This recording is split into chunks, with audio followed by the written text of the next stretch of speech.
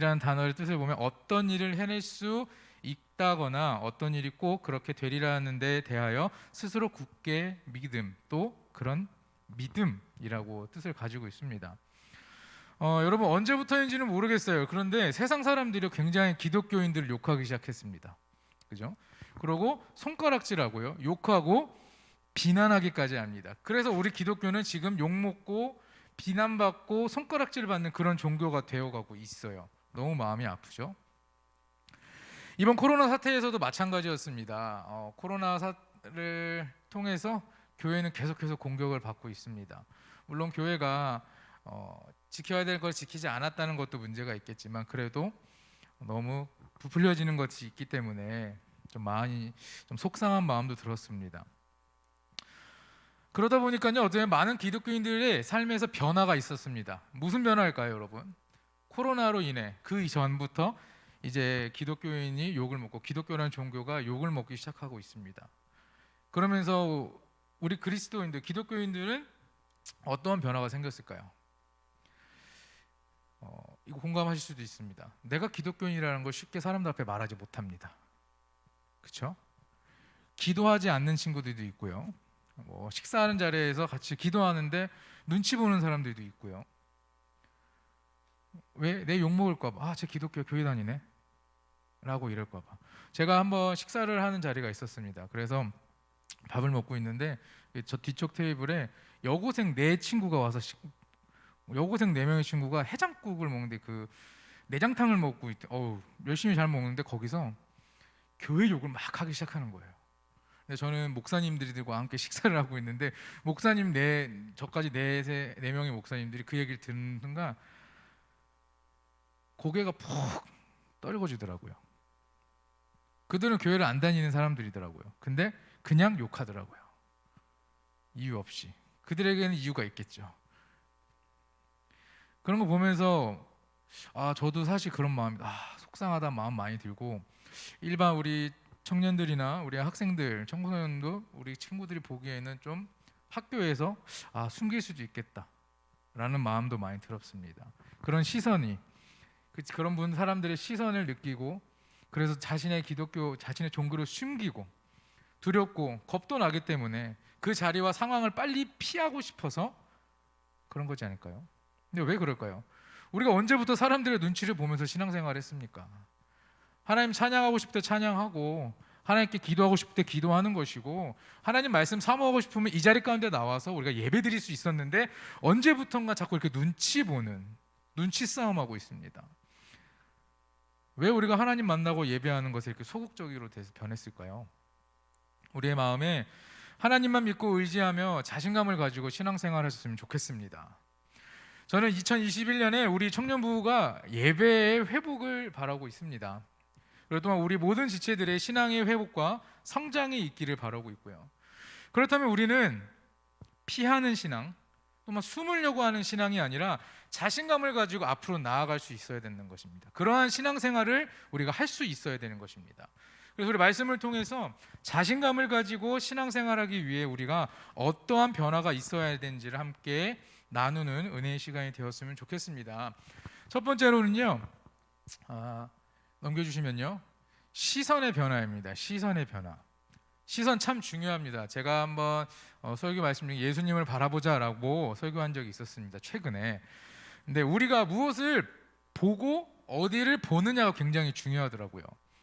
시선은 사람의 관심 분야를 혹은 가치관을 말하고요, 미래를 결정하기도 합니다. 또 이 시선은요, 행동과 생활의 전반적인 부분을 결정해요. 여러분, 매사에 굉장히 부정적인 사람이 있다고 보세요. 모든 것이 부정적입니다. 부정적으로 이야기하고요, 부정적으로 생각하고요. 근데 그것이 바로 그 사람의 성품 때문일까요? 물론 성품이 문제일 수도 있겠지만 그의 삶을 보면 어떠냐면 뭐든지 좋은 것도 있고요, 긍정적인 것도 있는지 그런 걸 선택을 하지 않는 것입니다. 안 좋고 나쁘고 내가 보기에 불편한 것들, 그런 것들을 계속 꽂히기 때문에 부정적인 삶을 살게 되는 것입니다. TV나 신문에서도 되게 아름다운 기사가 많습니다. 그렇죠? 아름다운 이야기가 많은데 그런 것들을 보지 않아요. 나를 뭔가 구미를 당기는 그런 막 흥미롭고 막 그런 교회를 보면요, 그런 사람들이 이 교회 안에도 있다라는 것입니다. 그래서 어떻게 해요? 그냥 와서 예배 드리고 가는 게 아니라 교회 와서 아 우리 목사님은 목소리가 왜 저래? 아 우리 목사님 설교 왜 저렇게? 우리 전도사님은 왜 저래? 막 이렇게 잘못되고 안 좋은 것만 계속 바라보고 생각한다는 것입니다. 한 가지가 보이면 어때요? 계속 보이죠? 부정적인 것들이. 근데 이곳에 와서 우리는 은혜 받고 하나님 만나고 의지하는 시간인데 이곳에 와서 내가 저 사람을 욕하고 저 사람을 손가락질하고 비난하기 위해 온다라는 것입니다. 우리의 시선이 긍정적인 쪽에 꽂혀 있었으면 좋겠습니다. 부정적인 것은 너무나 많아요. 근데 우리가 조금만 생각하면 거기서 방향을 틀 수가 있습니다. 그래서 긍정적으로 우리가 생각할 수 있어야 된다는 것입니다. 그러면 우리의 삶에는 분명한 변화가 일어날 것입니다. 20대 초반에 결혼하고 남편을 일찍 잃었던 한 여인이 있습니다. 그 여인은 혼자 남편이 죽기 전에 아이를 낳았고요. 그래서 그 아이를 잘 길렀습니다. 그 딸이 나이가 들어서 40대가 되었어요. 그리고 대학도 잘 갔고요. 유학도 갔다 오고 대학 교수가 되었습니다. 어느 날 문득 그 딸이 그런 생각이 들었다고요. 엄마가 혼자서 나를 이렇게 길러 주셨는데 감사한 마음이 드는 겁니다. 그래서 어머니한테 가서 얘기를 합니다. 나한테 이만큼 해주셨으니 내가 보답이라도 하고 싶다. 뭐 갖고 싶은 거 있으세요, 어머니? 말만 하세요. 막 얘기를 해요. 그러니까 어머니는 그래요. 나 괜찮다. 그냥 네가 잘 되는 것만이라도 나한테는 가장 큰 행복이고 기쁨이다라고 얘기를 하니까 딸은 어때요? 너무 형식적인 대답을 들었잖아요. 계속 아니야 엄마, 나 엄마한테 이제는 해줄 수 있어. 그러면서 계속 이야기를 하니 이렇게 얘기를 합니다. 주일에 교회 가는 게 쉽지 않다. 나이가 들고 해서 버스 타고 다니는 게 힘드니까 혹시 교회에 태워다 주겠니? 근데 예배를 마치고 돌아올 때도 또 문제가 되겠다. 그럼 우리 같이 교회 가서 예배를 드리지 않겠니? 라고 얘기를 합니다. 딸은 어때요? 그런 뭔가를 사드리고 싶었는데 그냥 같이 예배를 가자고 하니까 그래요? 어렸을 때부터 교회를 다녔는데 이제 중고등학교 시절부터는 교회를 잘 다니지 않았기 때문에 아무런 꺼리낌 없이 그냥 교회를 갔습니다. 오랜만에 그 교회를 가니 성도님들, 목사님들이 그 따님을 보고서 너무나 좋아하고 환영해 주었습니다. 그러니까 누군가가 칭찬하고 환영해 주면 기분은 좋죠. 이 딸도 그랬습니다. 예배를 마치고 휴게실에 잠깐 있는데 그 딸과 동년배처럼 보이는 여성들이 한쪽에서 수다를 떨고 있습니다. 큰 소리로 막 이야기를 해요. 그런데 이야기가 다 들었는데 뭐냐면 다른 누군가를 헐뜯는 이야기입니다. 예수 믿는 사람들도 별 수 없네. 굉장히 불쾌한 기분으로 그 자리를 떠났습니다. 그런데 어느 장로님이 갑자기 오더니만 자기 아들 이번에 대학을 가야 되는데 부정 입학 청탁을 해왔다는 겁니다. 예화를 드리는 겁니다. 거기서 화가 나서 나는 그런 거 하지 않는다 그러면서 어떻게 예수 믿는 사람들이 그런 말을 할 수 있냐라고 얘기를 했습니다. 그리고 옆 사무실에 문이 열려 있었는데 그 사무실에서도 또 안에서 엄청난 싸우는 소리가 막 들리는 겁니다. 꽤 심각하게 싸우더라고요. 입에는 담을 수 없는 그런 얘기, 그런 단어들이 막 오고 가는 겁니다. 계속 욕설들이요. 더 이상 참을 수 없었던 그 딸은 엄마에게 가서 어머니의 손을 잡고 나갑니다. 엄마, 다시는 교회 오지 마. 일요일엔 내가 그냥 엄마 모시고 다른 데를 갈게. 소풍이라도 갈게 라고 얘기합니다. 어머니 이 상황이 왜 그러냐라고 계속 얘기를 하니 딸이 얘기를 합니다. 나는 평생 내가 이곳에 와가지고 예수 믿는 사람들이 이렇게 욕하고 누군가와 싸우고 이런 걸 보면 나는 교회 다니고 싶지 않아 얘기를 하는 겁니다. 그런 사정을 다 듣고 나니까 어머니가 딸에게 이야기합니다. 얘야, 나는 평생의 교회를 다니면서 예수님을 봤는데 너는 교회에 딱 하루 나와서 참 많은 것들을 봤구나. 딸은 충격을 받았습니다. 왜냐하면 그동안 어머니가 그냥 아무 목적 없이 무의미하게 교회를 다녔다라고 생각을 했는데 어머니의 태도에서 자신의 잘못된 태도를 보게 된 것이죠. 어머니의 태도에서는 자신과 비교할 수 없는 그 신앙의 그 수준의 신앙심을 느꼈은 것입니다. 어머니는 그런 많은 문제들이 교회에 있을 수 있습니다. 하지만 그것을 바라본 것이 아니고 예수를 바라보고 예수의 가치를 두었기 때문에 계속해서 교회에서 신앙생활을 할 수 있었다는 것입니다. 여러분, 최초의 교회는요 예루살렘 교회입니다. 최초의 이방 교회는 안디옥 교회이고요. 이 안디옥 교회가 예루살렘 교회보다는 늦게 생겼습니다. 근데 이 교회가 부흥한다는 소식이 예루살렘 교회까지 들렸습니다. 그래서 예루살렘 교회에서는 어떻게 했냐면 바나바라고 하는 사람을 안디옥 교회로 보냅니다. 그래서 야, 어떻게 했는지 알아봐. 저 교회가 어떻게 되고 있는지 알아봐. 정탐꾼처럼 보내버립니다. 그 당시 안디옥 교회는요, 새로 생겼기 때문에 많이 미숙한 부분들이 많았죠. 부족한 부분들도 많고요. 누군가가 약점을 잡으려고 그러면은 너무나 많은 것을 잡을 수 있었습니다. 그리고 다양한 인종이 섞여 있었어요. 그런데 안디옥 교회에 도착한 바나바가 본 것은 무엇일까요? 어떤 것을 봤을까요? 그들의 약점을 봤을까요? 미숙한 부분들 이제 막 생겼기 때문에 하나하나 차곡차곡 쌓아가고 만들어가고 있는 단계이기 때문에 그런 것을 봤을까요? 그렇지 않습니다. 바나바가 본 것은요, 바로 하나님의 은혜였습니다. 사도행전 11장 22절에서 23절에 보면 이렇게 기록하는데요. 예루살렘 교회가 이 사람들의 소문을 듣고 바나바를 안디옥까지 보내니 그가 이르러 하나님의 은혜를 보고 기뻐하여 모든 사람에게 굳건한 마음으로 주와 함께 머물라 권하였다. 아멘. 자, 여러분, 우리의 시선이 다른 이들의 약점과 연약함을 바라보는 것이 아니라 하나님의 은혜를 바라봐야 한다는 것입니다. 하나님의 은혜를 보는 것이 우리에겐 가장 중요한 것입니다. 우리 앞에 하나님의 은혜가 있는데 우리는 이거를 보지 않고 자꾸 이 뒤에 다른 것, 이 옆에 다른 것만 보고 있다는 것입니다. 사랑하는 불꽃교회 청년 여러분, 하나님의 역사를 바라보시기 바랍니다. 예수님을 바라보시기 바랍니다. 성령님의 역사를, 또한 말씀의 가치를 바라보시기 바랍니다. 현재 우리가 무엇을 보느냐가 우리 미래의 모습을 결정할 수도 있습니다. 사람은 생각하는 대로, 또한 행동하는 대로, 바라본 대로 살아가게 됩니다. 영적인 가치가 있는 것을 바라보고 긍정적인 것을 보고 나아가는 것이 참된 그리스도인의 삶이며, 세상의 시선과 손가락질에도 두려워하거나 떨지 않고 피하지 않는 신앙생활을 할 수 있게 되는 것입니다. 그러니 우리는 세상에서 눈을 돌려 하나님께, 하나님을 바라보는 시선을 가져야 한다는 것입니다. 방금 나왔었죠? 두 번째는요, 방향의 변화가 있어야 합니다. 방향의 변화. 앞서 말씀드린 것처럼 우리가 바라보는 시선이 굉장히 중요하거든요. 그리고 이 방향 역시도 굉장히 중요합니다. 생활 속에서 어느 쪽에 있든지, 내가 누구와 있든지 무엇을 향해 있느냐가 굉장히 중요하다는 것입니다. 사람은요, 행하는 쪽으로 가게 돼 있습니다. 그렇기 때문에 우리는 어느 방향으로 가는 게 굉장히 중요합니다.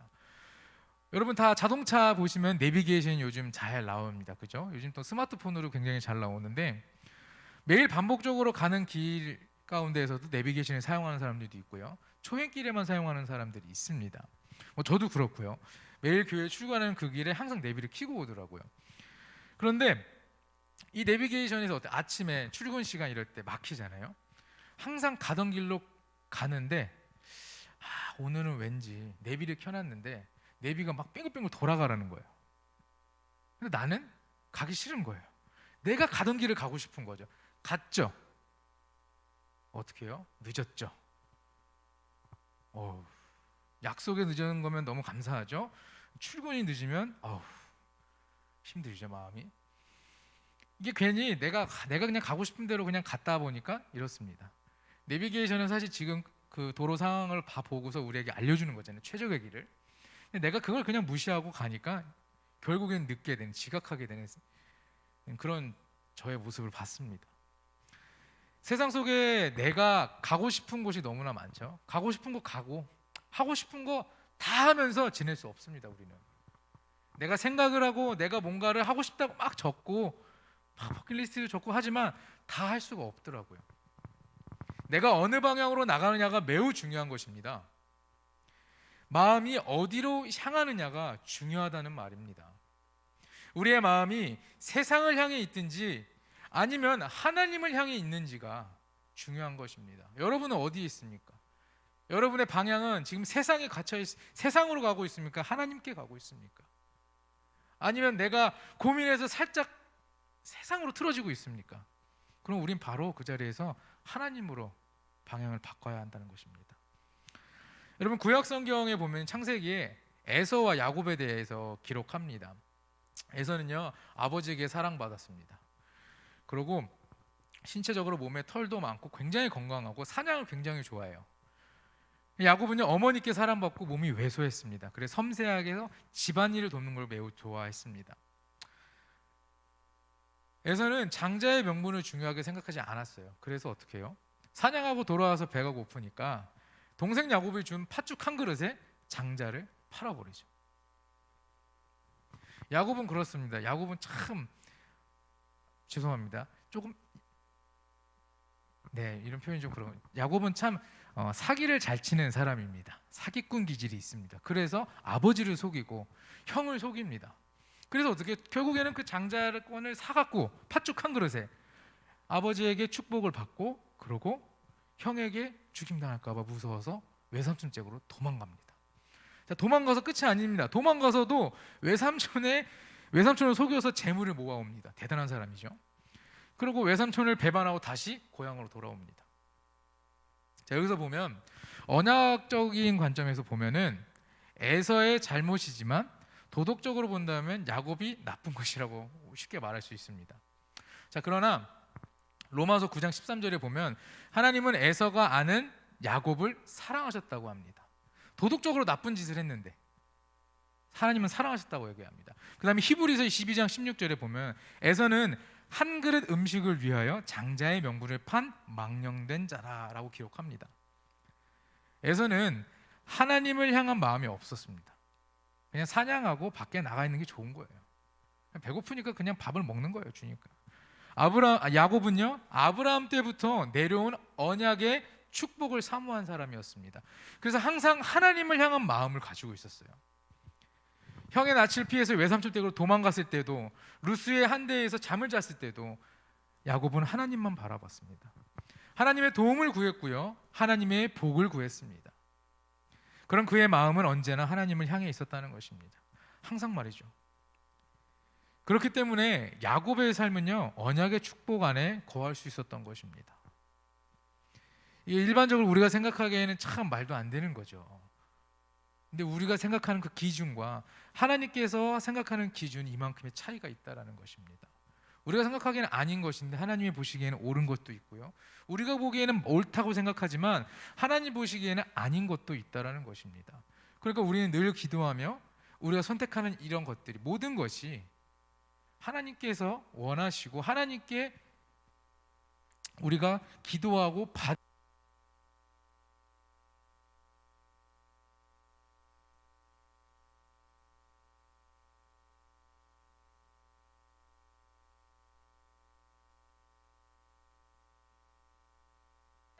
사람이었습니다. 네, 감사합니다. 둘 다 하나님의 사람이었어요. 사무엘서에 나오는 사울과 다윗 둘 다 하나님의 사람이었습니다. 왜 둘 다 하나님의 사람이었어요? 하나님께 선택받았고요. 이스라엘의 왕이 됐잖아요. 그런데 사울은요 하나님께 버림받았습니다. 근데 다윗은 하나님께 인정받았어요. 똑같이 하나님의 사랑받은 사람이었는데 한 사람은 버림받고 한 사람은 인정받았습니다. 여러분 사울은 무슨 죄를 졌길래 하나님께 버림받았을까요? 선택받고 버림받았을까요? 하나님의 율법을 어겼습니다. 하나님의 율법에 제사장만 드리려고 한 제사를 본인이 드렸고요. 또 아말렉과의 전투에서 모든 것을 진멸하라는 명령을 받았는데 살찐 짐승들을 사로잡아 왔어요. 그다음에 또 율법에 그만 신접한 여인을 찾아간 적도 있습니다.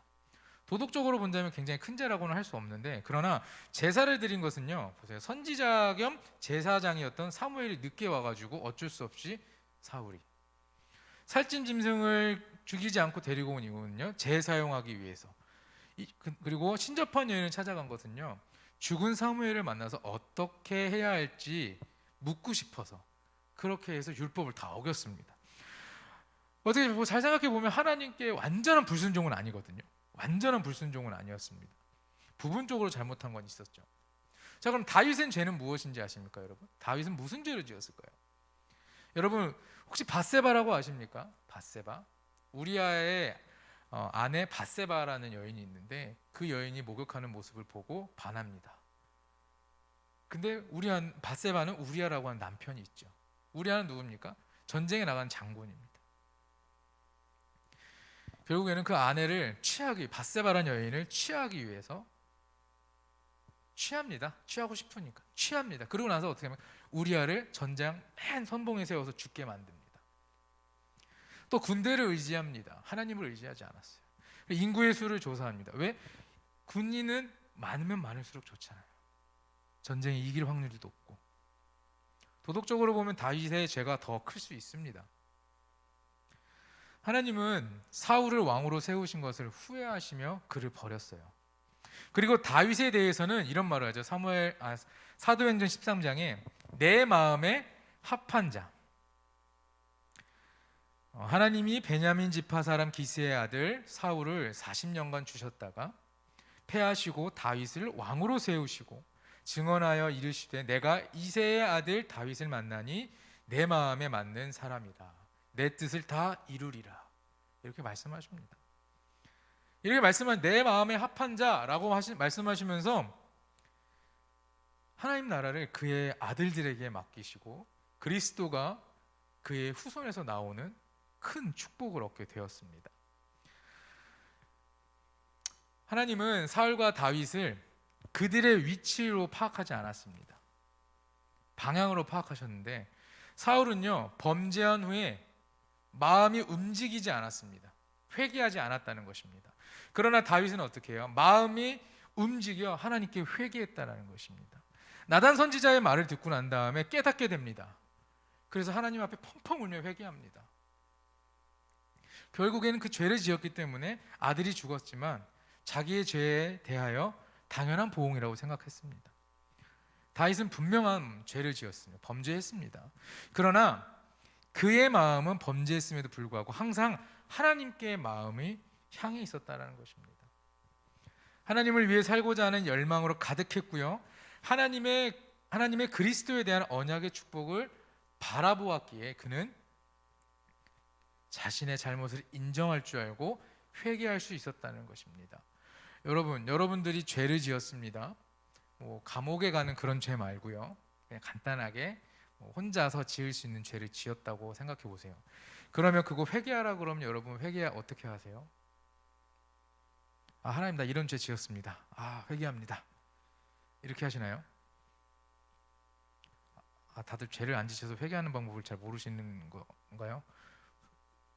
죄를 지었을 때 우리가 하나님 앞에 그냥 나 이런 죄를 지었으니까 하나님 나 용서해 주세요가 아닙니다.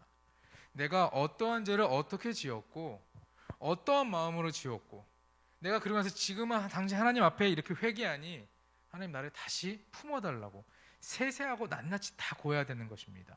근데 여러분 여기 와서 혹시 교회 통성 기도하면서 내가 회개 기도를 했을 때 내가 그런 죄 지고 잘못한 거를 얘기하게 하면 어때요? 입을 열어서 기도하다 보면 옆에 누군가가 듣게 된다라고 하면 창피할 수도 있고 내 자신이 부끄러울 수도 있겠죠. 그러나 우리가 그런 부끄러움과 창피함은 내려놔야 되는 것입니다. 하나님께는 단 하나라도 작은 부분이라도 다 일일이 고하면서 회개할 수 있어야 되는 것입니다. 다윗이 그랬습니다. 그렇기 때문에 다시 다윗은 하나님께 쓰임 받을 수 있었던 것입니다. 그래서 아직까지도 이스라엘에서는 다윗을 가장 위대한 왕이라고 얘기하고 있죠. 사랑하는 여러분, 여러분은 어디를 향해 있으십니까? 어디를 향해 서 계십니까? 어디를 향해 있습니까? 무엇을 향해 가고 계십니까? 우리의 마음을 세상에 두지 마시고 하나님께 두셨으면 좋겠습니다.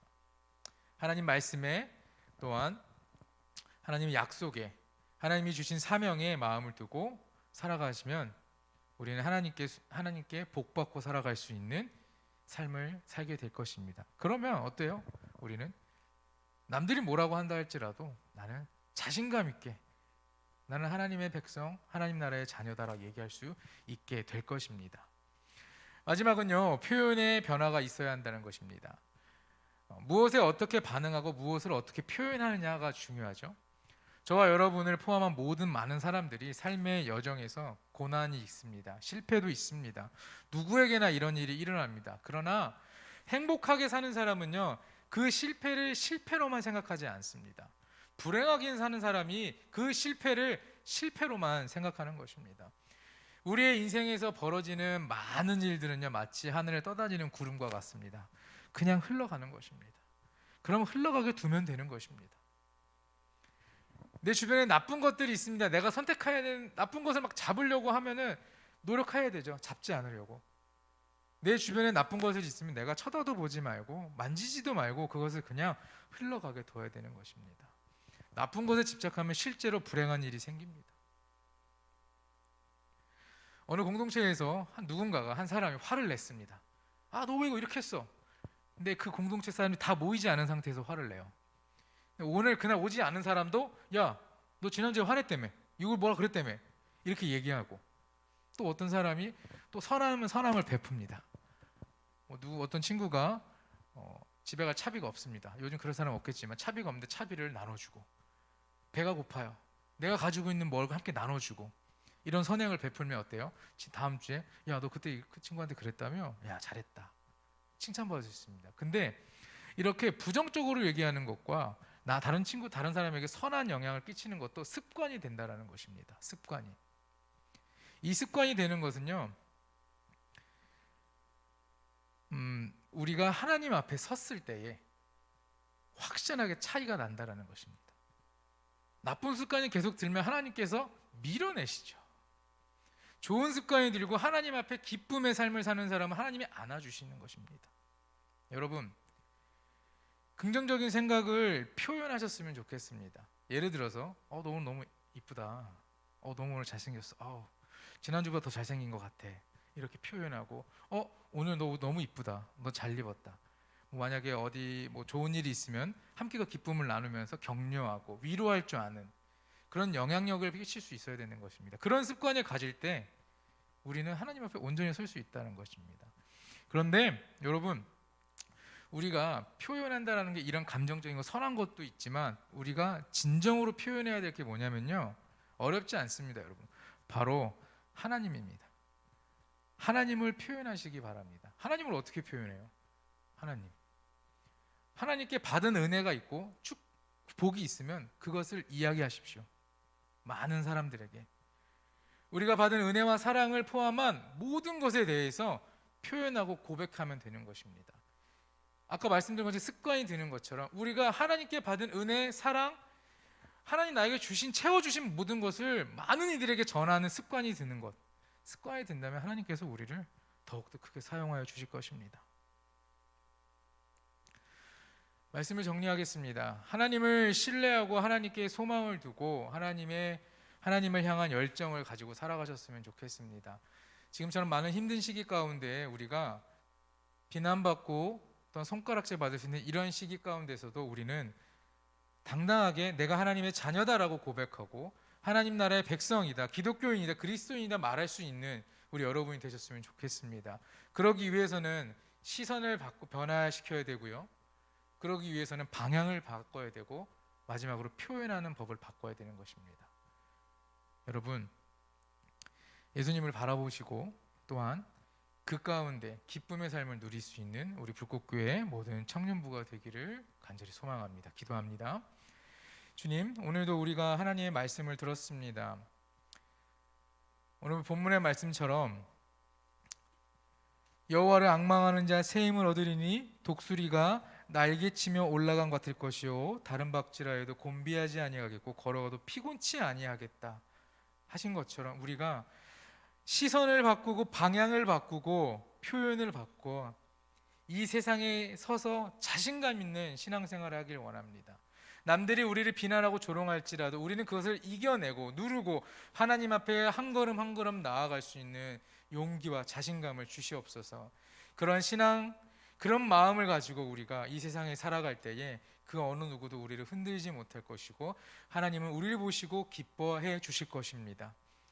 주님, 우리의 삶을 주님께 드리오니 함께하여 주시고 사순절을 보내는 이 기간 동안 예수를 생각하고 그 고난에 동참할 수 있는 우리 불꽃교회 모든 청년부가 되기를 원합니다.